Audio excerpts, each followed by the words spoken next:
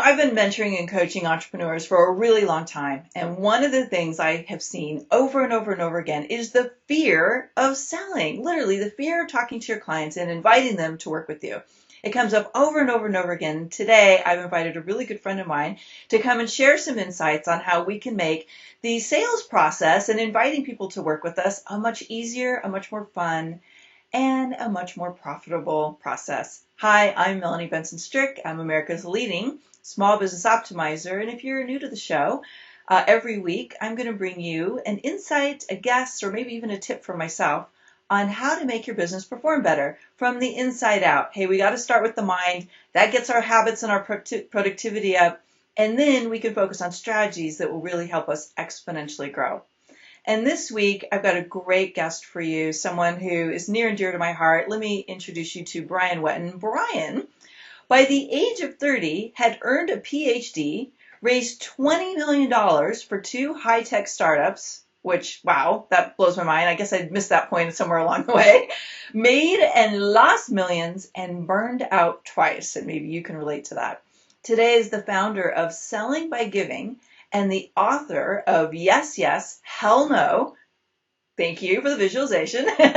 He teaches conscious entrepreneurs how to do business in a new, different, and more caring way. So, Brian, thanks for coming on. I love having you here and sharing your brilliance with our community here. And Brian and I, we met at a conscious entrepreneur event many years ago. And I have to say, he's just one of the most genuine, caring, and authentic people who is absolutely and totally brilliant. So, and has adorable babies. Thank you. My wife and I spend about half of our time wondering how our daughters can be so cute. It's a perpetual dilemma. Yeah, God only knows, it's not like your wife is absolutely gorgeous or anything, so. So, Brian, you've had this huge success, raised millions of dollars, you've been in the high-tech startup. I think I know the answer to this, but I'm kind of curious and share this. What got you to make the leap into being an entrepreneur, focusing on conscious business? It was not a conscious plan at all. It was desperation after that second burnout. Mm-hmm. And I spiraled downhill in depression for a year after having everything outside that I could possibly imagine was there. I had achieved more than I ever would have imagined possible, and I no longer had an excuse to run away from the emptiness inside. And I ended up finally desperately reaching out for help around mindset stuff. And that led to seminars, led to trainings, led to coaching. And I actually walked away from a rather, ridiculously overpriced career in Silicon Valley and did 6 years of full-time inner work with the best coaches, counselors, healers, trainers, teachers I could find. Got a master's degree in spiritual psychology, all of this different stuff. And then as I came out of it, I'm like, okay, I want to share this consciousness, transformational inside-out stuff with the world. And I was like, okay, well, let's do a business doing this. And I found it to be ridiculously more difficult than I ever would have imagined. It was actually much easier for me to start companies up in Silicon Valley and raise millions of dollars from professional adults who really should have known better than it was for me to build a coaching practice or a business teaching other coaches, counselors, healers how to do the same. I don't think you're alone in that. And I have to say, coming out of the corporate world, I thought starting my own business was going to be a piece of cake. It's like, okay, I know how to do business, but so different, especially when you're dealing with more of you as the product. What do you think was one of the biggest, things as a coach that you had to learn to be more successful? Well, the core of it was selling or how to enroll clients. And it was really bizarre because as I put up my own shingle and I started, okay, I'm a coach, I'm here to serve people, I was actually still signing up consulting clients from my old world at $5,000 to $10,000 a month. But when I went to sign up coaching clients at even $300, $400 a month, I couldn't do it. And so it wasn't just that I didn't have sales experience. I sold, in addition to equity, I sold millions of dollars of software to some of the biggest companies in the world. I got very good at selling. And there was something, though, about being on my own as an entrepreneur, particularly doing conscious work, where I was here to make a difference in people's lives, that all of a sudden everything I knew about selling stopped working. Yeah. And I had to figure out what is that about? Well, I know I had the same blocks. In my mind, selling equaled I had to convince somebody to do something they didn't want to do. And it felt sleazy to me. And coming out of a corporate world, I had all of these preconceived ideas of what, selling my services was going to do to the other person. And I know it was all up here, right? Like there was so much mindset junk that I was carrying with me that I literally talked people out of working with me all the time, right? It's like, that's not the road to more money. So what do you think is the biggest problem that the conscious entrepreneurs you're working with is facing about, where that reluctance or where those breakdowns are in the sales process? Well, first off, how it shows up for people is a dilemma. Mm-hmm. What I found is over and over again, people feel stuck between two really bad choices, which you just modeled beautifully for us, which is what I call hard selling, which is all about convincing. It's telemarketers, it's used car salesmen. It's sleazy. It's trying to convince people that they need to buy the purple pill. Ask your doctor about the purple pill. Yeah. I don't know if you have any diseases or who you are, but please ask the doctor if the purple, what? I mean, this is just ridiculous, right? And then we've got the opposite, where particularly caring people who are committed to doing work in integrity is, oh, well, let me just give. And I'll give a taste of this, and I'll give this, and let me care for my clients. And we do what I call give up. Right? Because if anything, you start talking your clients out of working with you, or if they do want to work with you, well, let me do it for free, or $3 an hour, or something ridiculous, and people end up making $17 a year with the best of intentions and with incredible value to offer. Yeah, yeah. I'm sorry, I'm laughing because I really relate to this, and I've kind of grown up in the conscious community, so a lot of people have a hard time charging what they're worth and inviting people to work with them at the full value, or they get caught up in having to validate what they charge, and then they get negotiated down to some, like you said, $3 an hour that they can barely buy Starbucks coffee, Right. Yeah. So that problem is very pervasive in this community. And I think in a lot of communities, mm-hmm. It's like selling is not necessarily a natural talent for, I would say, probably 80% of the people. And add that supportive energy to your, your personality and the way you are. Right. And it just becomes screwed. Harder. Right. Yeah. Right. Yeah. So let's say someone's facing this, and obviously you've become somewhat of an expert in this. You are at a point in your life where you've really, been able to design systems and strategies and really understand, what's happening in this sales process and do it in a way that feels good and is in integrity. So somebody's struggling with this. What's something we can give them as a tip or a strategy today that would help them immediately? So can I give it like 2 or 3? I'm going to double, triple dip here. Oh my gosh, you're going to give it all away. No, of course you can.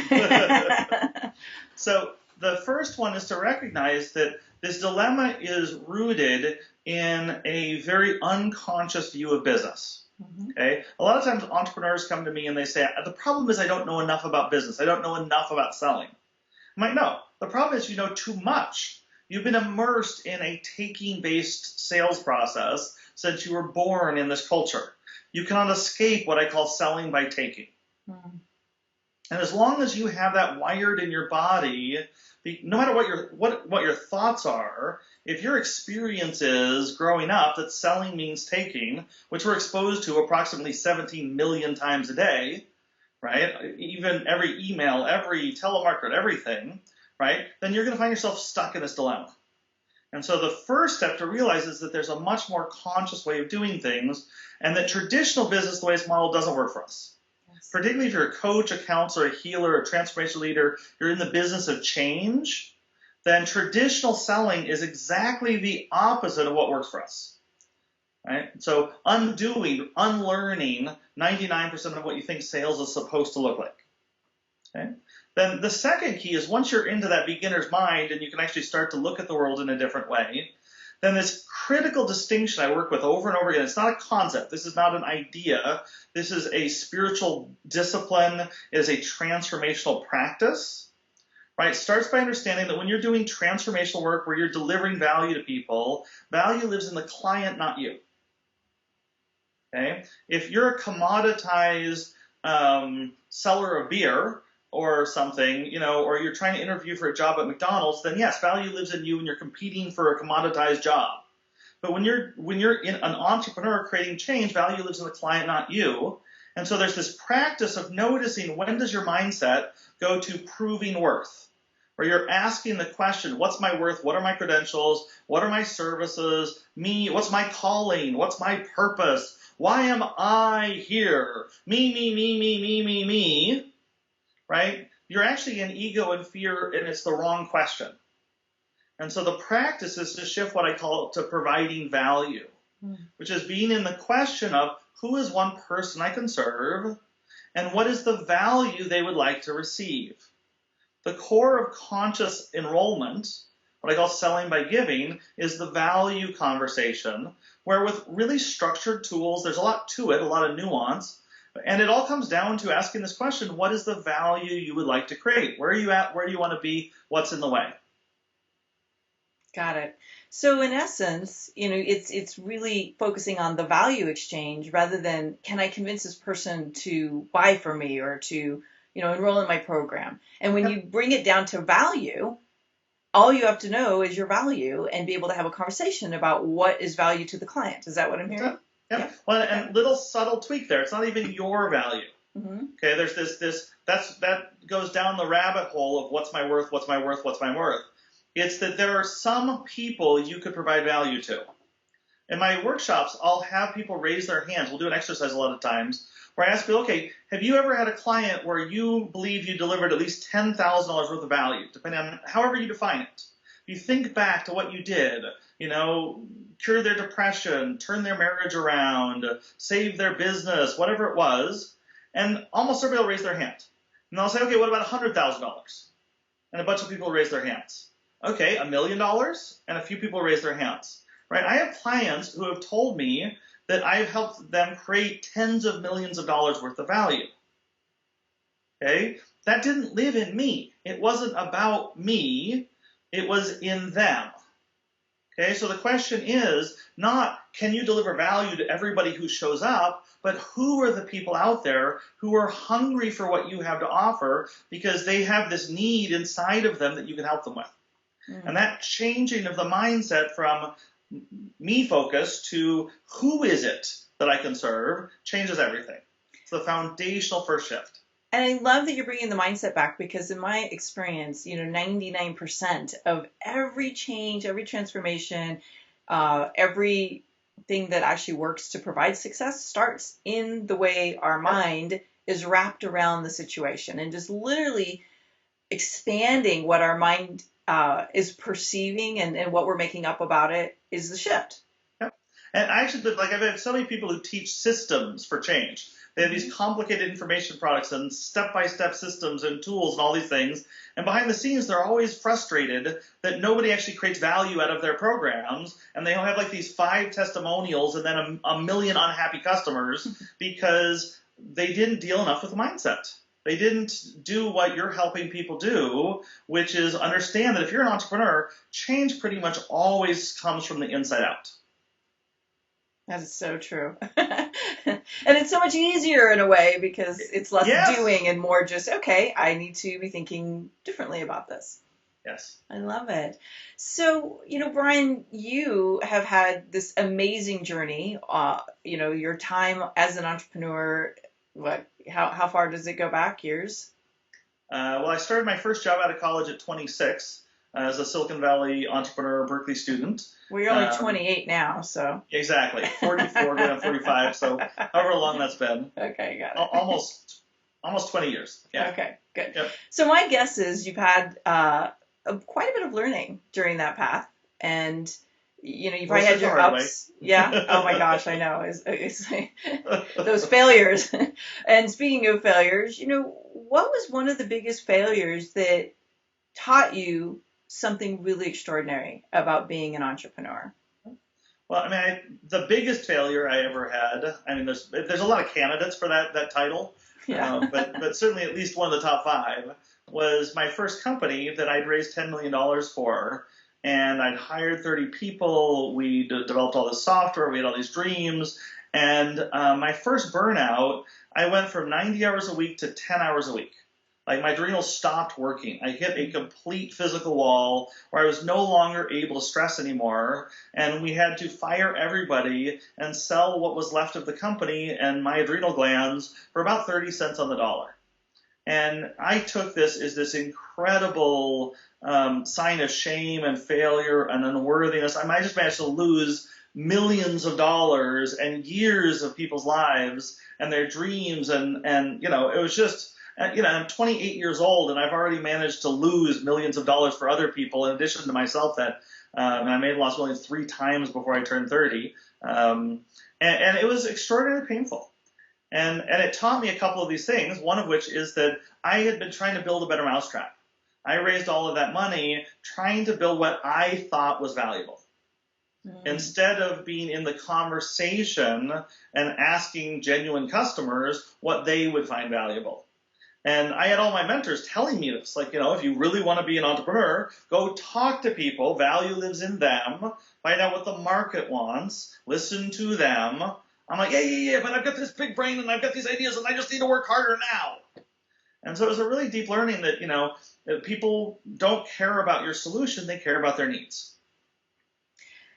Brian, thank you for sharing that story, first of all, because there's 2 really just essential things that you just shared. One of which is how many people I know got into their own failures because they just made up what was in their head and tried to build a business around it instead of rather really going out and understanding what are the client's needs and how does that fit together. So there's a whole process, as you know, of synthesizing all that information. And I've watched people fail over and over and over again because they're too bought into their own baby. They're very attached to what's in their ego mind. So I'm really glad you brought that up. But I actually want to go a little bit deeper into this adrenal conversation. Over the last 6 years, maybe even close to 7, I would say a good 50 to 60% of the clients I work with are in adrenal burnout. Mm-hmm.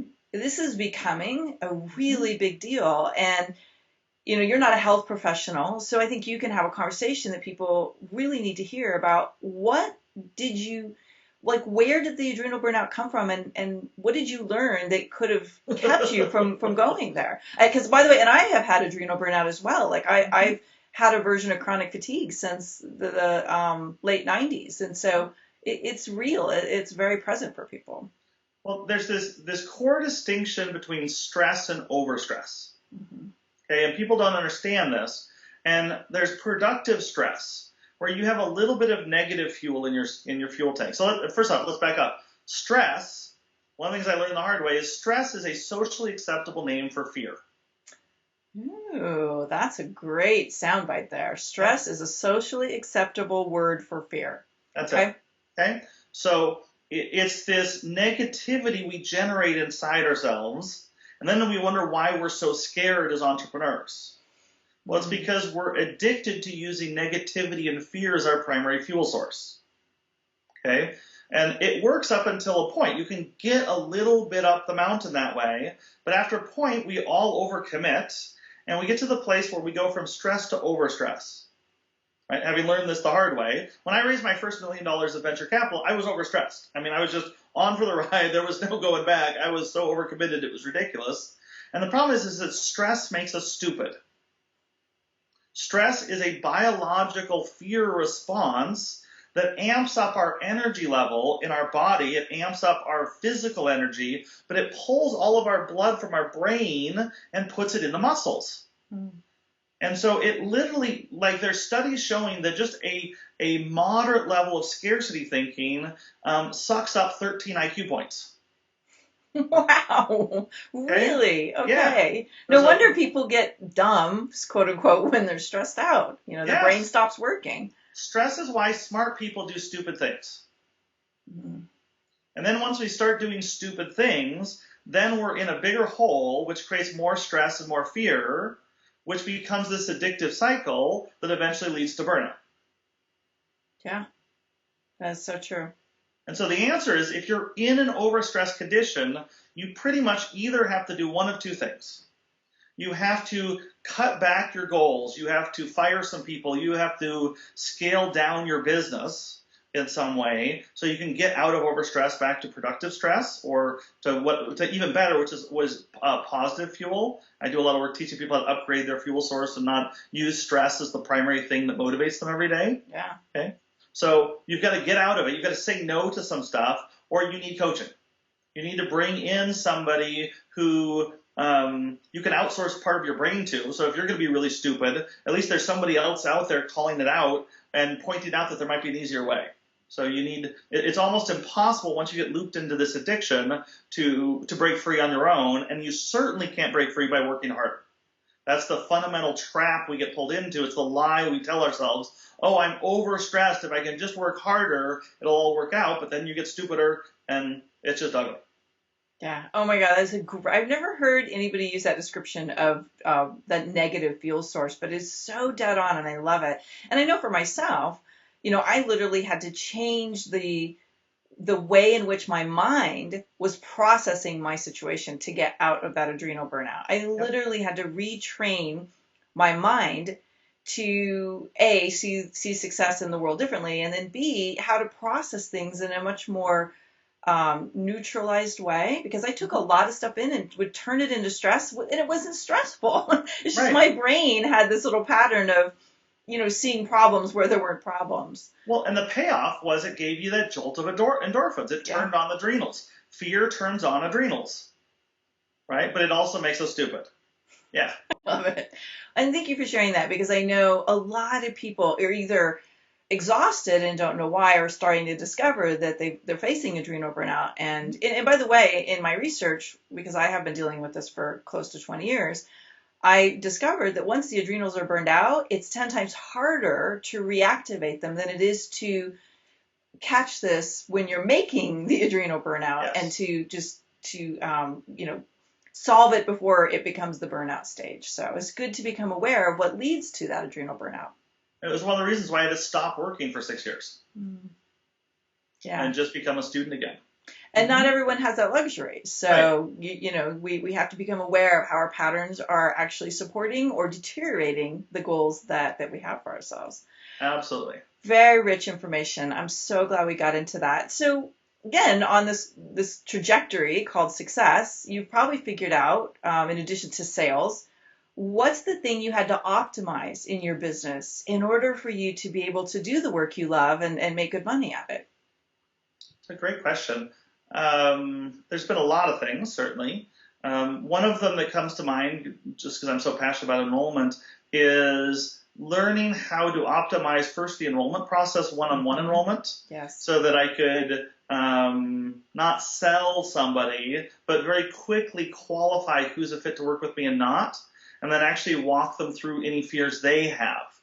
Right? So one of the biggest things I teach is the more value you have to offer as an entrepreneur, if you're in the business of change in any way, if the value you offer is not just cheap plastic toys at Walmart, but it makes people's lives better in some way, that when they come to wanting to work with you, a piece of them will say, yes, I would love to work with you. Well, their voice of fear unconsciously will say, hell no.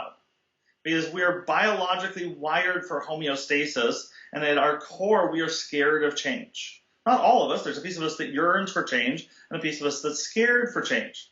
So the paradox of our industry, one of them, is that the more value you have to offer, the more that people will tell you, yes, I would love to work with you, but hell no. I was going to say, hence the book, right? Hence the book, right? Yeah. And I wrote this as a book to help coaches, counselors, healers in particular, understand why their clients kept telling them the big lie, which is, I'd love to work with you, but I don't have the time. I don't have the money. I need to think about it. Let me talk to my husband. Let me talk to my dog. My spirit guides are not in alignment at this time. Wait a second. Mercury's just off. I need to talk to Mercury, get Mercury aligned first. Then I'll work with you. But in most times, what that really means is yes, hell no. Yes. So I like the idea of this, but I'm not committed enough to do what I need to do to make this work. Right. So enrollment isn't a sales process. It's actually a coaching process. While we're using the right questions you help people determine, first off, what value they want to create, where are you at, where do you want to be, what's in the way, and what are the deeper blocks keeping them from it, what would be the fastest path to get what they want, and then what are the fears that they have to move through in order to truly commit to what they want, right? And it becomes this amazing thing where, like, my individual coaching clients these days invest between $50,000 and $100,000 to work with me.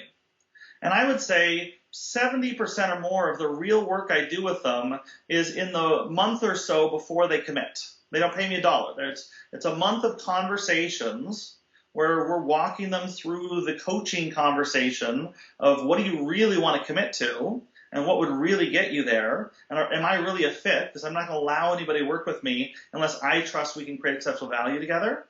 And then when they commit, their world changes. And the work I do is almost embarrassingly easy because there's this commitment container built in. And people are always telling me, oh, if I could just find the right clients, if I could just find those magical, mythical unicorns out there who already know what they want and are ready to do the work. Well, there are 5 of them on the planet, and they already have 20 people supporting them, right? Because they know how to self-enroll. They know how to move themselves through the 6 stages of change in order to actually commit to the 6th stage, which is doing the work. And it turns out that the first 5 stages happen during the quote-unquote sales process. And so what we're really doing when we master the art of selling by giving is helping people really move through their fears and go from a yes, yes, hell no into a yes, yes, yes. Mm. And in that shift from inner conflict, I'm procrastinating, I can't decide, yes, yes, hell no, where most people are most of the time, when we move them from there to there, the work is easy. They become the clients we've always wanted them to be, that we were always looking for. Yes, so this is a really interesting reframe from what many people think the sales process is supposed to be.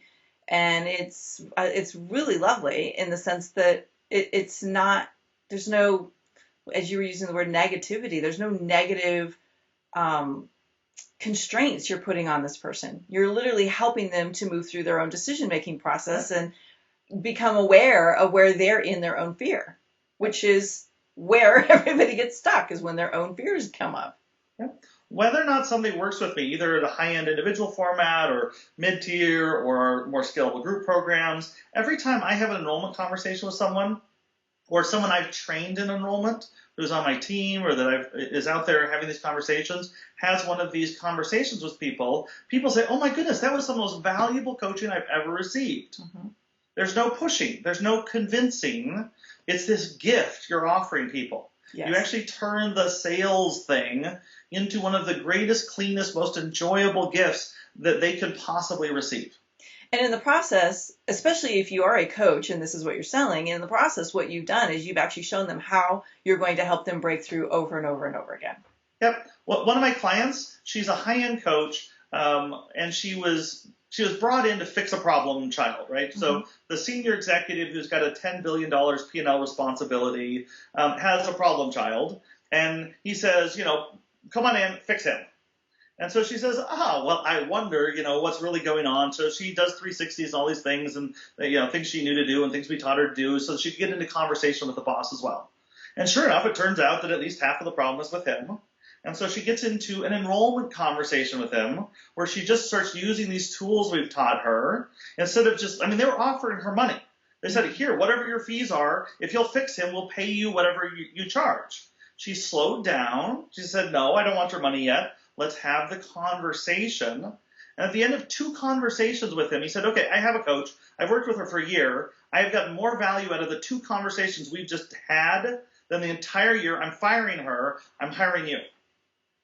Right? And she's now got a client who runs a $10 billion a year division just because she's willing to slow down and ask the right questions rather than take things at face value. I love it. And this is something that we can all basically recalibrate the way we're doing it now. We can upgrade our strategy and our approach to talking to clients. So now, one last question. I have a feeling this is going to come up. If somebody's not in the coaching or consulting arena, can this process work in other types of industries? Yeah, it's actually easier in other types of industries because you have less fear. So if you're in another industry, everything I'm talking about works in those industries. It's just there are other sales approaches. There's other possible things you can do because it's easier if there isn't a lot of fear in the process. But even like I work with real estate agents who are helping people find their dream home. Yeah. Or life insurance agents. Oh my goodness. Doctors all the time. All of these deep fears. People are afraid of getting more sick, of getting better, of not getting better. They're afraid of getting their dream home, not getting their dream home. If you're in a services business where you work with individuals, or companies, right? The biggest reason why big software rollouts don't happen is because of the fears of change that people have in the organization. Or the software rollout happens and fails because people are scared to change. So yeah, this issue of enrollment is really about how do you enroll people in change? And it's everywhere. Great. I love these tips. These are so awesome.